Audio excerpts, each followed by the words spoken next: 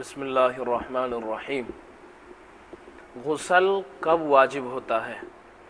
مرد اور عورت کے اوپر غسل کب واجب ہوتا ہے، اس کے 3 سبب پائے جاتے ہیں، یعنی 3 صورتیں اگر مرد اور عورت میں پائی جائیں گی تو ان کے اوپر غسل واجب ہو جائے گا۔ نمبر 1 ہے جنابت۔ جنابت یعنی انزال ہو جانا یا احتلام ہو جانا یا التقاء خطنین بھی اسی کے حکم میں ہے۔ اب 3 جو میں نے بیان کیے ہیں، انزال، احتلام اور التقاء خطنین، ان کو سمجھیں گے تو انشاءاللہ بات سمجھ آئے گی۔ اصل میں انزال اس کے معنی آتے ہیں اترنا یا اتارنا، اور ایک معنی جو فیروز اللغات نے لکھے ہیں وہ یہ بھی ہیں کہ اس کے معنی آتے ہیں جھڑنا، یعنی انسان کو جب جوش آتا ہے تو اس کے جسم سے منی نکلتی ہے، رگو رگو اور جوڑے جوڑے سے ایک جوش نکلتا ہے انسان کا، اور پھر وہ انسان کی اگلی شرمگاہ سے نکلتی ہوئی باہر ہو جاتی ہے۔ پھر اس کے بعد میں انسان بالکل ٹھنڈا پڑ جاتا ہے۔ یہ اصل میں اس کو بولتے ہیں انزال۔ یہ انزال جو ہوتا ہے یہ انسان کو جاگتے ہوئے میں ہوتا ہے، لیکن دوسرا جو بیان کیا ہے وہ ہے احتلام۔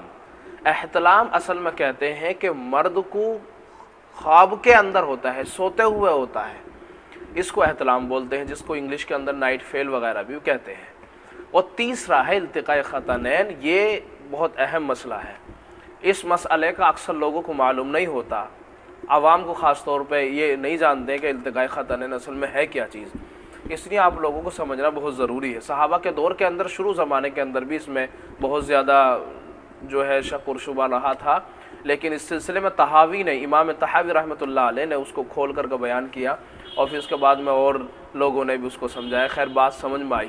التقاء خطنین اصل میں کہتے ہیں 2 ختنوں کو آپس میں مل جانا، یعنی عورت اور ادھر مرد، ان دونوں عورت اور مرد کی شرمگاہ جب آپس میں ملی، اس کو کہتے ہیں التقاء خطنین۔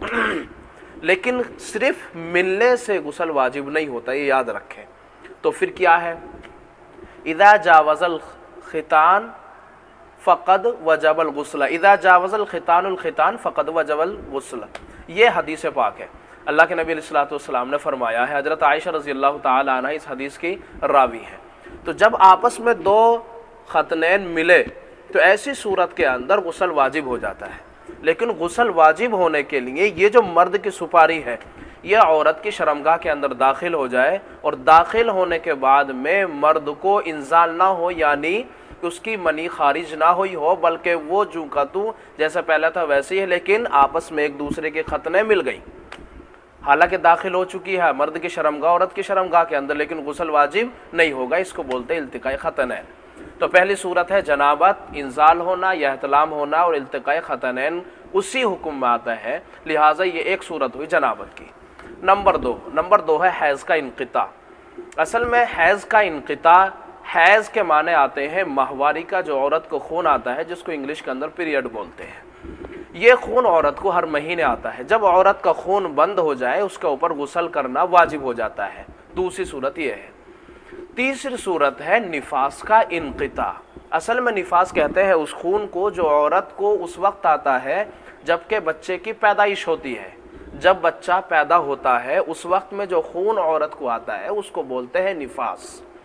یہ نفاس کا جو خون ہے یہ جب بند ہو جائے گا تو اس کے عورت کے اوپر غسل کرنا واجب ہو جائے گا۔ لیکن یہ بات یاد رکھیں، ہمارے یہاں خواتین میں خاص طور پر یہ مسئلہ پایا جاتا ہے کہ خواتین 40 دن تک غسل نہیں کرتی ہیں، حالانکہ ایسا نہیں کرنا چاہیے، اس لیے کہ نفاس کا جو خون ہے، جو بچے کی پیدائش کے بعد میں جو خون عورت کو آتا ہے اس کی مدت اکثر 40 دن ہے، یعنی زیادہ سے زیادہ 40 دن آئے گا۔ کسی خاتون کو 10 دن میں بند ہو جاتا ہے، کسی خاتون کو 15 دن میں بند ہو جاتا ہے، کسی کو 1 دن میں بند ہو جاتا ہے، کسی کو 4 دن میں، کسی کو 10 دن میں، کسی کو 20 دن میں، اور زیادہ سے زیادہ 40 دن میں۔ لیکن جس خاتون کو جتنے دن میں بند ہو جائے اسی دن غسل کر کے اپنی نمازوں کو شروع کر دے۔ یہ ایک اہم غلطی ہے جو ہمارے یہاں خواتین کرتی ہیں کہ بھی جب تک نفاس کا خون چلتا رہتا ہے، بے شک اس وقت تک آپ کے اوپر غسل نہیں ہے، لیکن جیسے ہی 10 دن میں ختم ہو جائے، 15 دن میں ختم ہو جائے، فوراً آپ غسل کریں اور اپنی نمازیں پڑھنا شروع کریں۔ لیکن ہمارے یہاں ایسا نہیں کرتے، بلکہ مکمل 40 دن تک رکھتے، چاہے خون آئے یا نہ آئے۔ امید کرتا ہوں کہ یہ مسئلہ جو بہت ہی اہم ہے آپ لوگوں کے شاید سمجھ میں آیا ہوگا۔ اللہ تعالیٰ سے دعا فرمائے اللہ تعالیٰ ہم سب کو دین کی فہم و فراست اللہ تعالیٰ عطا فرمائے، آمین۔